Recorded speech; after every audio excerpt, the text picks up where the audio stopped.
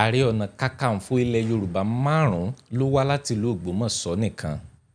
Kò sílùú míì ńlẹ̀ Yorùbá tó nírú agbára báyìí títí di àkókò yìí. Kakanfò àkọ́kọ́ látògbómọ̀ṣọ́ ni Tóyèjì Àkànní Alébíoṣù, òun ló jẹ lẹ́yìn Àfọ̀njá ti ìlú Ìlọrin. Òjó Aburúmọ̀kú ni ìkejì tó jẹ Kakanfò láti ìlú Ògbómọ̀ṣọ́. Ọmọ bíbí inú Tóyèjì Àkànní ní í ṣe. Òun ló jẹ lẹ́yìn Kúrúnmí ti Ìjàyè. Kakanfò ìkẹta látògbómọ̀ṣọ́ ni Ládòkè Akíntọ́lá, òun ló jẹ lẹ́yìn Látòsà ti ìlú Ìbàdàn.